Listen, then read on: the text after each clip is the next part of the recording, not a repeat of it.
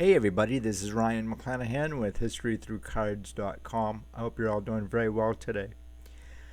In this video, I'm going to tell you about the 1992 Flair update set.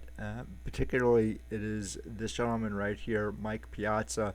This is not a Flair update. This is the 1992 Bowman, and it is his rookie. And I did see a lot of these cards growing up, although I could not get my hands on any of these because nobody wanted to trade Mike Piazza's rookie.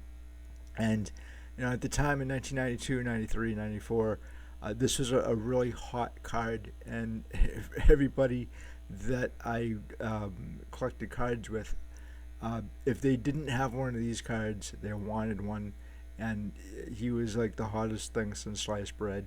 And so I never was able to get my hands on one of these cards until, well, maybe about a year ago or so. And I really love this card. It's a great design, and it's a great image of Mike Piazza, and he's got a storied career. I'll actually go more into detail on this particular card and set in a different video. The card that I wanted to tell you guys about today, I don't have that card. I never saw it growing up. The 1992 Flair update, Mike Piazza, never saw any. And I've only seen maybe a handful over the last 20 years or so, or more actually. I don't think that card was ever in distribution. I could be wrong, but I did find an article quite recently explaining what had happened to the 1992 Flair update set, and particularly Mike Piazza. And I tell you something like really interesting as I get older here. The cards that I grew up with, they were pretty expensive at the time. Stuff like the Frank Thomas rookie here. There's another card that I could not get my mitts on, just because I only knew one kid who had it. His name was Frankie. Frankie, I know you're out there somewhere, buddy, and I finally got this card. But yeah, Frankie and I, we grew up together, so I knew he had that card. But some of the cards, or a lot of the cards that I would have grown up with back in the 80s and early to mid 1990s, a lot of those cards were very expensive then, like the Frank Thomas here, or even the Mike Piazza 1992 Bowman. But I just couldn't get my hands on any because, quite frankly, nobody wanted to give them up. And when they were found at the local card shop, they were just unaffordable. So that actually kind of like tells me what probably will happen in the future with a lot of the cards now that are really, really unaffordable for modern collectors. And that is the 20, 30, 40 years from now, those cards are going to be mostly, I'd probably say like 95% of those cards are going to be really, really cheap. And I think maybe most of my card collecting generation goes after these particular cards because they are memories for us Gen Xers. And so we remember the players growing up, and this is a memory for me, and same with the Frank Thomas here. The other thing about the Frank Thomas, real quickly, is that Beckett said that this card in particular was it was forged quite heavily back in the day, and they actually said so in their magazine. And I even think too that this particular card was forged as well, or maybe even doctored. So it said beware of like reprints or forgeries or counterfeits. Beware of counterfeits is what they're saying. But I did find a really interesting article quite recently on what had happened to the 1992 Flair update set, and I want to share that with you guys today. So here we go. This is from a larger article in the Akron Beacon Journal from October 11th, 1992, entitled Flair Update Set by Mike Harrington. Just when you thought Flair was not going to produce a 1992 baseball update set, the company announces one again is planned. The 1992 Flair update set will consist of 136 cards, which should be available to hobby dealers only and produced based on the number of orders received. In talking with several other dealers who have seen the last couple of update sets, which now sell far below cost, they are very reluctant to order this year's offering, particularly since the price to the dealer has dramatically increased from previous years. I believe very few dealers will order this set. If that is indeed the case, production will be very limited if Flair actually does produce only what is ordered. The set will consist of 132 regular cards plus a 4-card insert subset entitled 92 Headliners. Of course, what set is complete without a insert set? These cards will only be available in the boxed set. Headliners will include Ken Griffey Jr., All-Star Game MVP, Robin Yount, 3000 Hit Club, Jeff Reardon, Major League Career Save Leader, and Cecil Fielder, 3 consecutive 100 RBI seasons. The Indians are represented by number 15, Thomas Howard, number 16, Jesse Levis, number 17, Kenny Lofton, who I think actually should be in the Hall of Fame. That's not a story altogether, though. And number 18, Paul Sorrento. For dealers to make any profit on this set, they will need to ask $16.95 to $19.95. Will collectors go for it? This is an update to the same newspaper, the Akron Beacon Journal, from March 14th, 1993, by Mike Harrington, called Best Buys. Did you see the last issue of Beckett Monthly Baseball? It had all up arrows for 1992 Bowman Baseball and 1992 Flair updates, which is exactly what I've been writing for months. Now, finally, Beckett has indicated these cards have been indeed short printed. The 1992 Flair updates are priced in Beckett at $50, but you will look a long time to find them. This is from the Houston Chronicle, February 13th, 1993. Glut of Cards Puts Tight Squeeze on Dealers by David Barron. Despite the overall industry slump, there are pockets of profit. On the baseball front, prices continue to spiral for the 1992 Flair update set, which originally sold for $13 and is now going for at least $60. Industry sources estimate that Flair printed 17,500 sets, or about half of the print run for the 1984 Flair update set, which now goes for more than $900. It's funny that we see certain dips in the hobby in unsuspecting times, and what I mean by this is that you have the 1994 baseball players strike, and it took about 5 years for that to have the hobby recover. But the original strike here, well, you had strikes in 1981, 1972, I think 1973, but they didn't really affect the hobby the way that the 1994 baseball players strike did. And again, that was preceded by the 1992 and 1994 hockey strike, which I think bled into the baseball players strike, and it really did affect the hobby in general. The 1981 strike, that affected that was baseball, but it affected or it led to the 1982 NFL strike, and I think the NFL got the idea from baseball. So that one again, that I think was the first time that you actually did see a lot of resentment in the hobby, and whereas the 1970, I think it's a 72 or 73 baseball strike, that didn't last very long. I think maybe only a few days or so. But I think that was like the first strike you actually had in Major League Baseball. And you guys can tell me in the comment section below if that's the actual date, 1972 or 73 or 74.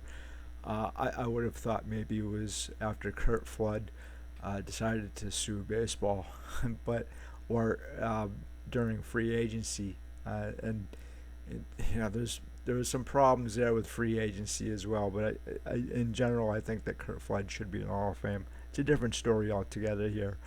This I think was really interesting for a few reasons, other than like how much the cards were actually going for, and they did admit that these cards were really expensive because they were short printed, and Flair had already short printed their cards back in the 80s.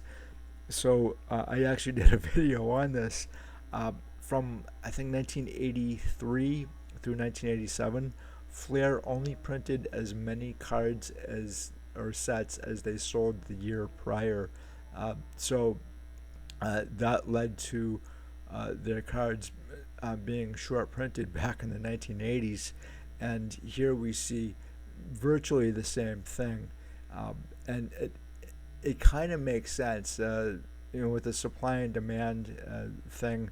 If they weren't selling as many cards as they hoped to the year prior, why would they print as many or more cards going forward? Like, that doesn't make a whole lot of sense for a company to actually do. And in return, they created more demand with a lower amount of supply, and that's really where you want a great design to come in, and great photographs too, and great player selection for the demand to actually be there. If you have a crappy design, nobody's going to go for it. It does, not then when it's printed, not afterwards when it's on the secondary market. For God, how long these cards are out there for. And again, like 1990 Leaf here, the supply and it did not outweigh the demand. The demand was there then.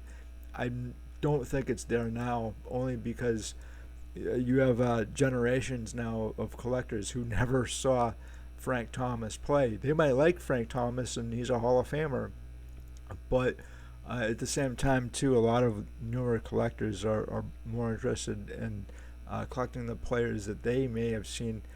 I'm vastly different than that, because I have like 25, 30 years of modern players that I have not seen. So like I haven't seen any players today. Paul Goldschmidt, he's just a name. I have no idea who he is, to tell you the truth. A lot of Juan Soto is another guy. I like his rookie card. I have his rookie card, but a lot of these cards today, I'm not willing to spend a lot of money on. Maybe $10 at most for a lot of these guys. And plus, I hate strikeouts. I really do. And a lot of these guys, they're just such free swingers, and there's no plate discipline whatsoever, and it drives me absolutely crazy. It just really does. But I thought that I would share some information with you guys on the 1992 Flair update set, and maybe a little bit of Mike Piazza too. I'll probably talk more about this particular card going forward in the future, because it is a card. In fact, a lot of the cards that I collect like this are my memories, and it's kind of like, from my generation, you do have a set of cards, probably from like the 1970s, 80s, and 90s, that are built on our memories. for Gen X, that is, whereas you don't really have that for other generations. Again, like my father, he would have watched Ted Williams, Mickey Mantle, and any number of players from the 1950s and 1960s, whereas like I wouldn't have collected any of those players, and I did eventually, but I never saw those guys play, and that also doesn't make a whole lot of sense either. I think when people say, "Well, I don't want to collect Mike Piazza's cards because I never saw him play." Well, I never saw Babe Ruth play either, but I want one of his cards, and I never saw Paul Goldschmidt play, but I may want one of his cards. Just because never seen anybody play, is that a good enough reason not to collect one of their cards?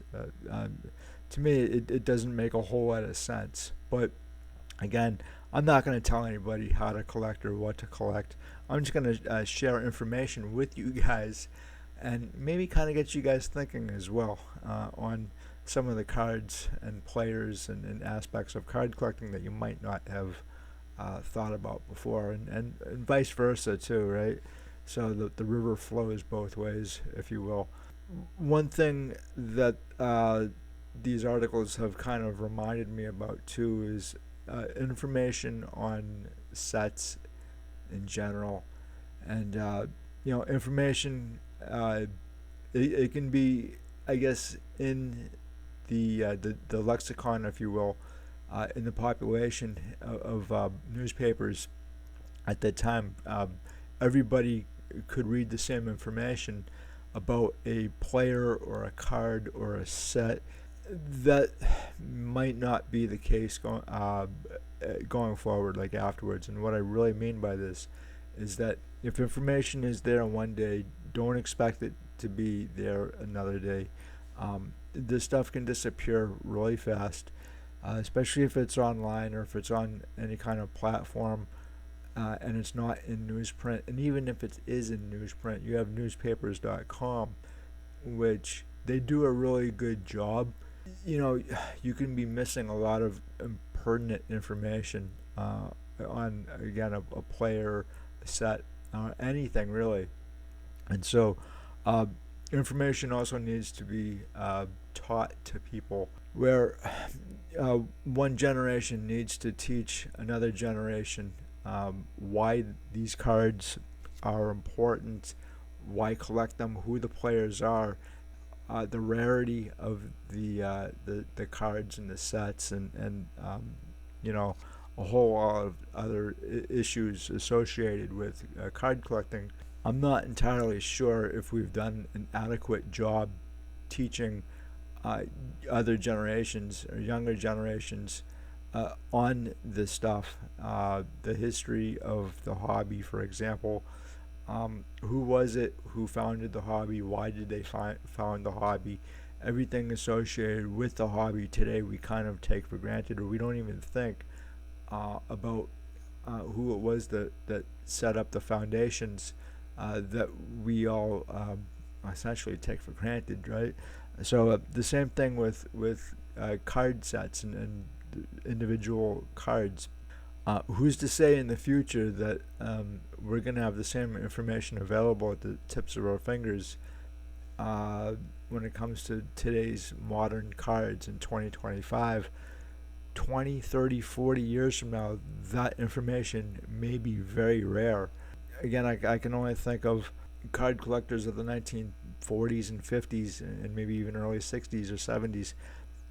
They probably would have had the same information that was shared, and that information is gone. It's in little pieces spread all throughout the United States, and it's not in one location like a library, so that people who want to study the hobby or these players can do so.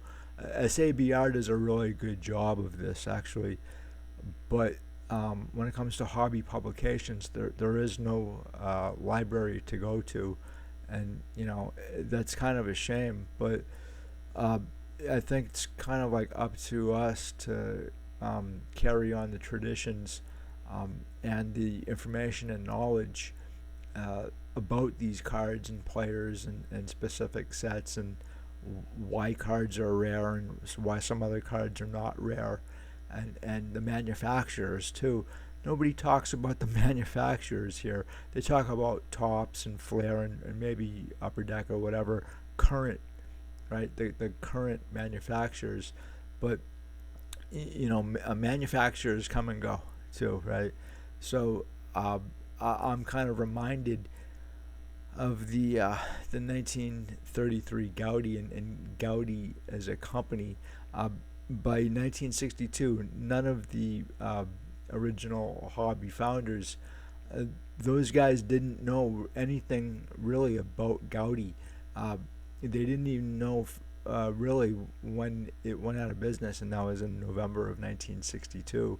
And so a lot of these guys were writing about a a card set where they didn't know a whole lot about the manufacturer or anything like that. And it was only until a gentleman by the name of Professor Fawcett, who had contacted the last president of Gaudi, and got a hold of all of his material, that we actually knew something about the company. So that could always happen again with Tops or Fanatics or whatever. I want to say that the majority of companies today will not last or do not last more than 25, 30 years. Whereas, like in the 1970s, your average life expectancy for a company would have been 50 years or more. It wouldn't have been out of the ordinary for a company to last 100 years. But how many companies from, say, the 1916 M101 series are around today? I can think of one, Sporting News, right? And that company really is only digital now, and I think they stopped printing their their magazines in 2012. And then, again, the American Tobacco Company is still around, but it's vastly smaller than when it was in, say, 1911. And then, Tops almost went out of business in 1980, 81. And obviously their monopoly was broken up in 1980. So a lot of history here, and I again, like, I'm probably repeating myself here, but if you're going to get into vintage cards or cards in general, um, it, it, that's one thing to buy and sell. But I don't think you can buy and sell cards without doing some kind of research first on what you are selling. And a lot of people just say, like, "Oh, I don't care about history," and okay, fine, but that's kind of a bad way to go about things. I think if you want to make more money, if you don't want to get ripped off, you should at least learn about what you are selling first. But again, what do I know, right? I'm just a collector here and a researcher, so I try to give you guys as much information as I humanly can, but I also like to learn too, and I think you really need to have a reason to learn, or a love of learning new things. And just because you're out of high school or college or whatever, doesn't mean that you should stop learning. You should always learn about something, one thing a day. Learn something new every day if you can, and that again is also outside of the hobby too. One thing about the hobby, though, I think that I really enjoyed just getting into vintage is the scientific aspects of how cards are made, and then again, the economics of this stuff too. And I think you kind of like pick this stuff up as you go along, but you have to have an interest in it first. So how do you get people interested in the history of the hobby, or economics, or how cards are made, or even the players themselves, or the manufacturers, or business, or art, or science, or the law, right? How do you get people interested in this stuff? There has to be a spark there somewhere. And for me, that Spark was a bad education. It just was, like if hindsight is what 50/50 or 20/20, whatever it is, um, having a bad education was really good, in fact, for me, because I really wanted to learn how these cards were made and who the players were in the T206 set, and I became a writer and a researcher because of that. Uh, Kind of like as a an FU to my bad teachers. And I'm not saying that all teachers are bad. I had some really great teachers. I really did. Um, but for the most part, like I was not educated the way that I had expected or really wanted to be educated in school. And that's a whole nother story, I guess, altogether. But it does tie into why I collect cards and why I have a love of history. In fact, and I think I always maybe did. There's a lot of really interesting things that are going on just prior to the 1994 baseball players strike, which have kind of disappeared over time, because it's again the stuff isn't really talked about. Hobby history, what was going on then, and again, the more you know, the better off you're gonna be. If you guys have any recollections of the 1992 Flair update set, I would love to hear what you guys have to say about this. And until the next time, I will talk to you later. Have a good one. Bye.